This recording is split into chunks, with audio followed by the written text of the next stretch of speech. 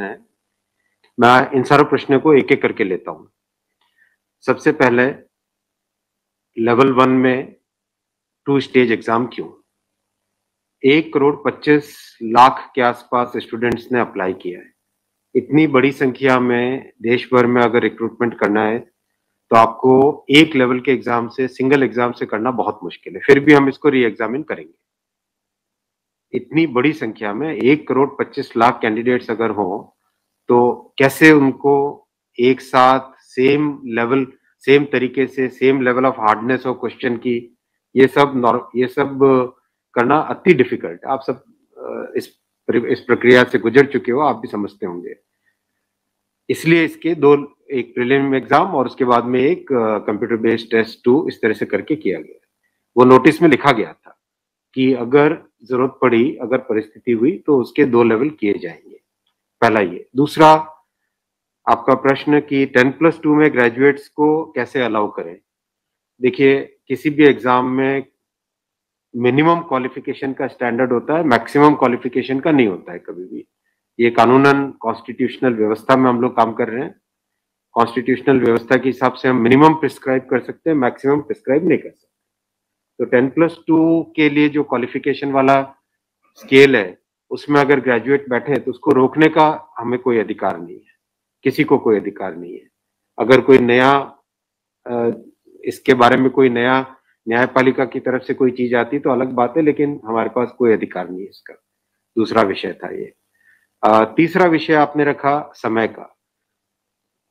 देखिए, शुरू में इसके लिए जो इस एग्जाम को कंडक्ट करने के लिए एप्लीकेशंस आई, दोनों के दोनों एग्जाम्स में 1 करोड़ से ज्यादा एप्लीकेशंस आई। 1 करोड़ से एप्लीकेशन ज्यादा आई, तो जो एग्जामिनेशन कंडक्ट करने के लिए एजेंसी हमको हायर करनी थी, उसको हायर करने में टाइम लगा, 6 महीने से ज्यादा लगा। नेचुरली इतनी बड़ी संख्या में अगर एग्जाम करना है देश में, तो अपने आप में वो एक बहुत बड़ा challenge. It's a Himalayan task, it's a huge task, it's a very very big challenging task. तो एजेंसी को सेलेक्ट किया गया। सेलेक्ट करते करते कोरोना आ गया। कोरोना के फेज में देरी हुई, लेकिन फिर भी डिस्पाइट कोरोना तुरंत दिसंबर 2020 में एग्जाम की प्रोसेस चालू हुई। एग्जाम की प्रोसेस चालू हुई और despite second wave of corona फिर भी एग्जाम किया गया with all the precautions, all the safety things करके इसको लाए।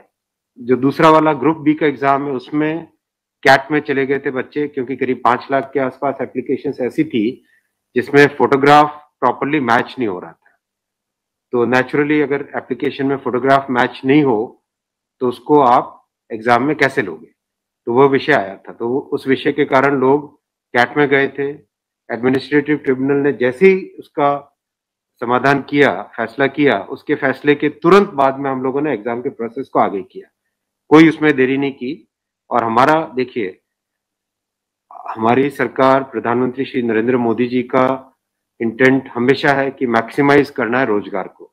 इसीलिए आप देखिए, इतनी बड़ी संख्या में, यानी रेलवे में 1,40,000 टोटल, 1,05,000 ग्रुप डी की कैटेगरी में, लेवल 1 की कैटेगरी में, और लेवल 2 से लेवल 6 की कैटेगरी में 35,000 कैंडिडेट्स वैकेंसीज। 1,40,000 की वैकेंसीज लाना कोई छोटी बात नहीं है, बहुत बड़ी बात है। फिर आपको आपका चौथा पॉइंट आप देखिए, ज्यादा से ज्यादा कैंडिडेट्स को फर्स्ट स्टेज से सेकंड स्टेज में जाने का मौका मिले, इसके लिए 2015 तक हमेशा प्रिलिमिनरी एग्जाम जो होता था, फर्स्ट स्टेज होता था, उससे 10 गुना लिए जाते थे, केवल 10 गुना लिए जाते थे। 2015 के बाद में पहले ही संख्या बढ़ा के 15 गुना कर दी गई, जिससे कि ज्यादा से ज्यादा कैंडिडेट्स को मेन एग्जाम के लिए जाने का मौका मिले। और 2019 में इस संख्या को 20 गुना किया गया, ताकि ज्यादा से ज्यादा लोगों को अवसर मिले, ज्यादा से ज्यादा लोग, क्योंकि फर्स्ट स्टेज जो प्रिलिमिनरी एग्जाम इतना बड़ा नंबर है कि उस नंबर में हो सकता है कुछ बाय चांस उस दिन तबीयत ठीक नहीं हो, कोई दूसरा कारण हो, समय पे पहुंच नहीं पाए, कोई भी कारण से मिस कर गया, तो मैक्सिमम लोगों को हमें चांस देने का इंटेंट है। इसी इंटेंट के कारण 20 गुना किया गया। जो 10 गुना था 2015 से पहले, उसको 20 गुना किया गया 2019 में। तो ये प्रो स्टूडेंट्स, प्रो कैंडिडेट्स वाली अप्रोच है हमारी, और हमारी इंटेंट एकदम नेक नियति से काम कर रहे हैं, सच्चाई से काम कर रहे हैं। देखिए, कोई भी कहीं भी एक भी जगह से कहीं कोई पेपर लीक होने की बात नहीं है, कहीं पे कोई एग्जाम के मैनिपुलेशन की बात नहीं है।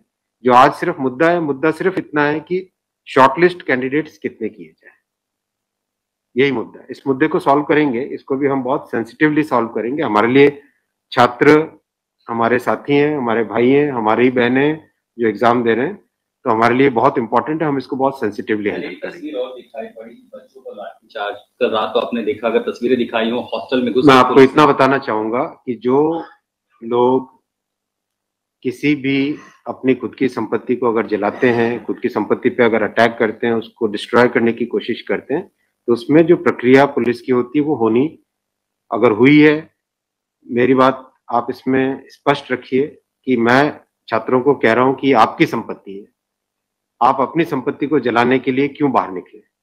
और हम आपकी बात को शुरू से सुन रहे हैं। जिस दिन आपने पहले पॉइंट रखा, उसी दिन हमने तुरंत इसका, जैसे ही दूसरे दिन ही मेरे नजर में आ गई थी बात ये, और दूसरे दिन मैंने तुरंत सारा ये टेबल मंगवाया कि आप मुझे एग्जैक्ट बताओ हर एक लेवल पे क्या वैकेंसी है, और हर एक लेवल पे एग्जैक्ट, जैसे लेवल 2 पे 5663, उसकी जगह 1,13,000, कितने गुने? 20 गुने। लेवल 3 पे 4,940, उसके अगेंस्ट कितने शॉर्टलिस्टेड? 98,833, 20 गुने। तो जो नोटिस के अंदर प्रक्रिया एग्जैक्टली उसके हिसाब से किया है, हर एक पे, level 2, level 3, level 4, level 5, level 6, हर एक पे एग्जैक्टली 20 टाइम्स किया गया है। इश्यू वो नहीं, इश्यू डुप्लीकेट नहीं, इश्यू यूनिक वाली बात आ गई। अब वो मुद्दा उनका है, क्योंकि इसलिए मुद्दा आ रहा है कि जिन लोगों ने तैयारी कर ली है, उनको लगता है कि हमें एक बार और चांस मिल जाए, इसीलिए हम इसको बहुत सेंसिटिवली हैंडल करेंगे।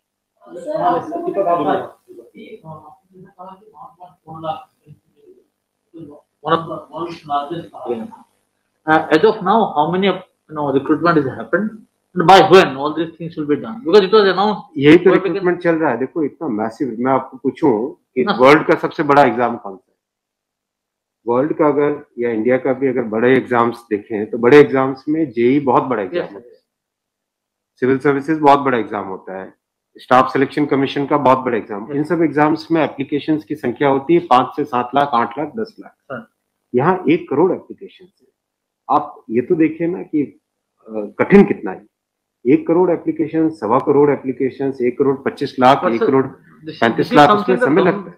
But this is something government was aware in a country where there is so much of unemployment, and there will be vacancy like this. इसीलिए तो टाइम तो इतना लगेगा। अगर आपको इस एग्जाम को ढंग से करना है, इतना टाइम लगेगा, चाहे कोई करे। और उसके बाद भी आज देखा कि गया से आगजनी की तस्वीरें आ रही हैं।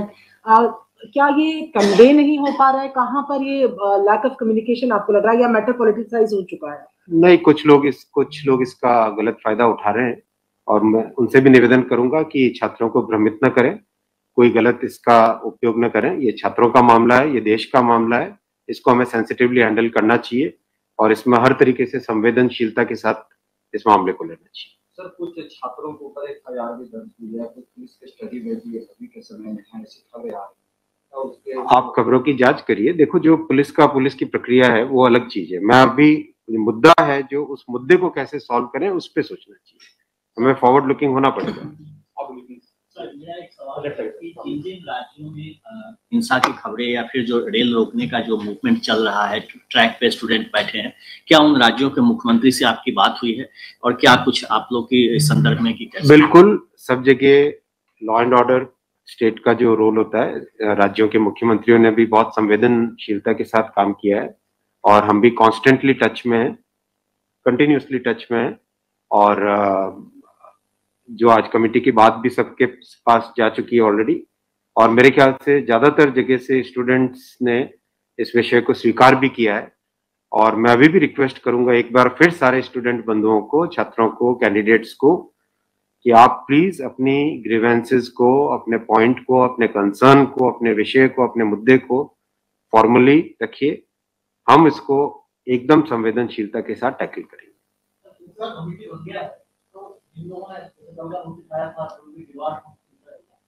Will that also be considered because they did not know that this is going to happen?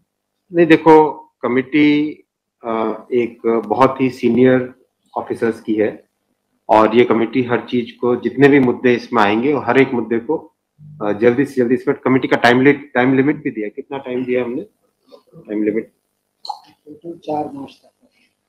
जो कमेटी की रिपोर्ट आने का क्या